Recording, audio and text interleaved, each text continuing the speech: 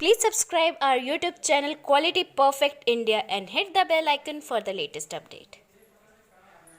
नमस्कार दोस्तों, quality perfect India के इस सेशन में मैं जगदीश प्रसाद आप सभी को स्वागत करता हूं, अभिनंदन करता हूं। तो दोस्तों, आज का जो हमारा टॉपिक है वह है ISO 9001 2015 क्लाउज नंबर जो है 4.3 एंड 4.4 के बारे में, जो कॉन्टेक्स्ट ऑफ द ऑर्गेनाइजेशन के अंतर्गत आता है। तो दोस्तों, इसके पहले हमने 4.1 और 4.2 हमने ऑलरेडी वीडियो बनाया, आप उसे जरूर देखें।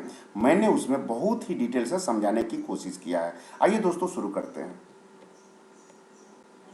जैसा कि हम जानते हैं कि 4 नंबर क्लाउज में कॉन्टेक्स्ट ऑफ द ऑर्गेनाइजेशन में टोटल 4 सब क्लाउज होते हैं। 4.1 understanding the organisation and its context, 4.2 understanding the needs and expectation of interested party, and 4.3 determining the scope of quality management system, and 4.4 quality management system and its process. जैसा कि हमने बताया 4.1 और 4.2 already हमने discuss कर चुके हैं इसके पहले वाले वीडियो में। आइए अब हम बात करते हैं 4.3 और 4.4 के बारे में।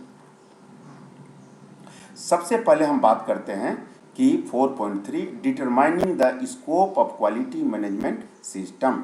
यहाँ पे स्टैंडर्ड जो है कि स्कोप, क्वालिटी मैनेजमेंट सिस्टम की स्कोप के बारे में बात करता है। यहाँ स्कोप क्या है? The scope shall state the type of products and service covered, यानी कि प्रोडक्ट और सर्विसेज कवर करने की बात करता है स्कोप में। इसमें स्टैंडर्ड यह कहता है कि ऑर्गेनाइजेशन को बाउंड्री डिसाइड करना चाहिए स्कोप के लिए कि कौन कौन सा चीज़ बाउंड्री के अंतर्गत रखनी है और कौन कौन सा इसको कवर नहीं करनी है। यह बात करता है इस 4.3 में। यह कहता है कि ऑर्गेनाइजेशन को जो to determine the scope of quality management system, the organisation shall consider, क्या क्या कंसीडर करना चाहिए उसके बारे में बात करता है। पहला है कि the external and internal issues, जो हमने 4.1 में हमने डिस्कस किया था, एक्सटर्नल और इंटरनल इश्यूज़ को, उसको कंसीडर करते हुए आपको स्कोप बनाना है। दूसरा नंबर में कहता है कि the requirements of interested parties, यानी कि जो हमने 4.2 में डिस्कस किया था इंटरेस्टेड पार्टी के बारे में, उसके नीड्स एंड एक्सपेक्टेशन को लेते हुए आपको यह स्कोप बनाना है। और तीसरी बात करता है कि the products and services of organisation, यानी कि जो आप प्रोडक्ट और सर्विसेज किसी कस्टमर को प्रोवाइड कर रहे हैं उसको कंसीडर करते हुए आपको स्कोप बनाना है। यह बात करता है 4.3 में। आइए हम एक एग्जाम्पल से समझते हैं। सपोज अगर कोई ऑर्गेनाइजेशन है, वह मैन्युफैक्चरिंग करता है सीट मेटल ऑटो पार्ट्स को और सप्लाई भी करता है, तो उसका जो स्कोप बनेगा वह इस तरह बनेगा कि मैन्युफैक्चरर, जो कंपनी है, जो manufacturer and supplier of seat metal auto parts, कुछ इस तरह से बनेगा। आप अपने ऑर्गेनाइजेशन में जो भी प्रोडक्ट बनता है उसको लेकर के आप स्कोप बना सकते हैं। दोस्तों, ध्यान देने वाली यहाँ बात यह है कि जो आप बाउंड्री के एक्सक्लूड करते हैं जो भी चीज़, उसको आप डिफाइन कीजिए। फॉर एग्जांपल, सपोज कोई ऑर्गेनाइजेशन है जो प्रोडक्ट बनाता है लेकिन उसका प्रोडक्ट का डिज़ाइन खुद नहीं करता है, कस्टमर से डिजाइनिंग मिला है, तो उसको एक्सक्लूड कर सकता है उसका इस तरह से कि जो उस प्रोडक्ट पे या सर्विसेज पे किसी भी प्रकार का इफेक्ट ना पड़े, इस तरह से उसको एक्सक्लूड करके उसको इसमें दिखा सकता है, जो कि किसी भी प्रकार के आपको कस्टमर के ऊपर इफेक्ट ना पड़े। आइए अब हम बात करते हैं 4.4 quality management system and it's process.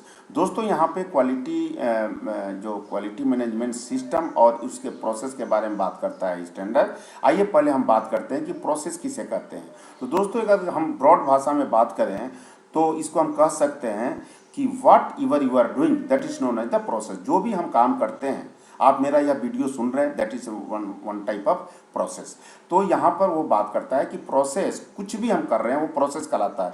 इसके लिए कुछ इनपुट्स लेते हैं, कुछ एक्टिविटीज़ होती है और एक्टिविटीज़ के बाद कुछ आउटपुट निकलता है, रिजल्ट निकलता है। ये पूरे प्रक्रिया को हम क्या कहते हैं? प्रोसेस कहते हैं। इसी चीज़ को ISO 9001 2015 के अनुसार क्या डिफाइन किया है, आइए देखते हैं।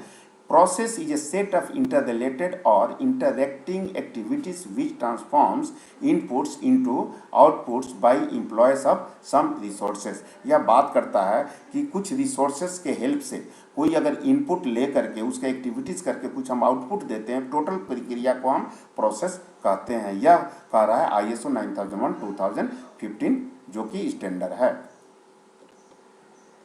आइए हम मेन मुद्दा पे आते हैं कि 4.4 जो quality management system and it's process के बारे में क्या कहता है। 4.4.1 में कहता है कि ऑर्गेनाइजेशन को क्वालिटी मैनेजमेंट सिस्टम को इस्टेब्लिश करना चाहिए, इम्प्लीमेंट करना चाहिए, मेंटेन करना चाहिए और कंटिन्यूली इम्प्रूव करना चाहिए। इस्टेब्लिश का मतलब होता है सेट करना, लगाना। इम्प्लीमेंट का मतलब होता है रन करना। मेंटेन का मतलब मेंटेनेंस करके उसको रखना और कंटिन्यू इम्प्रूवमेंट कहता है कि लगातार सुधार करना। यह बात करता है 4.4.1 में। सपोज इसको एक एग्जाम्पल से समझने की कोशिश करते हैं कि यदि आपके ऑर्गेनाइजेशन में कोई मशीन आता है तो आकर के सेट होना वो इस्टेब्लिश कराता है।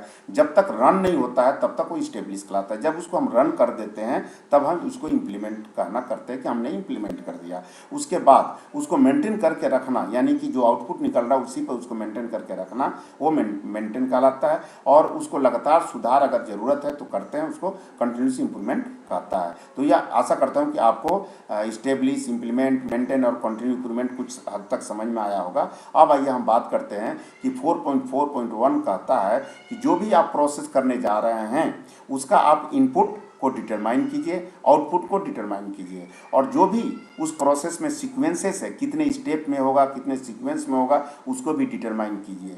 उसके साथ ही साथ जो भी आप मेथड डिसाइड कर रहे हैं उसको प्रोसेस करने के लिए उसका क्राइटेरिया जो भी डिटरमाइन कीजिए। क्राइटेरिया का मतलब कि जो भी प्रोसेस का पैरामीटर है उसको आप डिसाइड कीजिए, जो भी प्रोडक्ट का पैरामीटर है उसको आप डिटरमाइन कीजिए। यह बात करता है। उसके बाद करता है कि रिसोर्सेज को भी आप डिटरमाइन कीजिए। और ऑर्गेनाइजेशन को यह कहता है कि ऑर्गेनाइजेशन को असाइन करना चाहिए रिस्पॉन्सिबिलिटी एंड अथॉरिटीज, यानी कि कुछ बंदे को इस तरह से रिस्पॉन्सिबिलिटी देना चाहिए और अथॉरिटीज देना चाहिए जिससे कि वह एक्शन ले सके।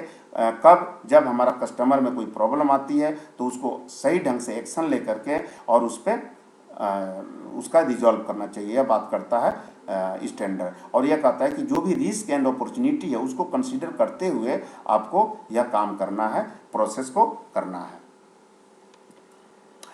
दोस्तों यहाँ क्लास नंबर 4.4.2 में कहता है टू द एक्सटेंट नेसेसरी। यह कहता है कि जो भी आपने प्रोसेस किया उसको एज ए डॉक्यूमेंट के रूप में मेंटेन करके रखना है। कहने का मतलब कि जो भी प्रोसीजर आपने बनाया है, वर्क इंस्ट्रक्शन बनाया है, ओपीएल बनाया है, सबको मेंटेन करके रखना है जो कि उस प्रोसेस को सपोर्ट कर रहे हो। और उसके साथ कहता है कि जो भी आपने डॉक्यूमेंट बनाया है इंफॉर्मेशन के लिए उसको रिटेन करें, यानी कि रिकॉर्ड के रूप में रखें। यह बात करता है written document information to the confident that process are being carried out as a plan. यह कहता है कि रिकॉर्ड के रूप में रखें। तो दोस्तों यह रहा एक जो 4.4 quality management system and it's process. अब आशा करता हूं कि जो भी हमने 4.3 और 4.4 हमने आपको समझाया पूरा क्लियर कंसेप्ट आ गया होगा। फिर भी यदि कोई डाउट है तो आप नीचे दिए गए कमेंट बॉक्स में आप लिखिए, मैं उसका उत्तर देने की कोशिश करूंगा। और तो दोस्तों ये एक छोटा सा सेशन रहा। आशा करता हूं कि यह वीडियो आपको पसंद आया होगा। यदि आपको पसंद आता है तो आप इसे लाइक करें, और यदि आप मेरे इस चैनल पर नए हैं तो आप सब्सक्राइब करके बेल आइकन जरूर दबाएं जिससे कि हमारे आने वाले नए वीडियो आपको इन्फॉर्मेशन मिल जाए। और यदि हमारा वीडियो आपको पसंद आता है तो आप इसे शेयर करें, और नेक्स्ट वीडियो हम किस पे बनाएं आप इसे शेयर कमेंट बॉक्स में जरूर डालें। इसी के साथ नेक्स्ट वीडियो तक आप सभी से इजाज़त चाहता हूं। Thank you.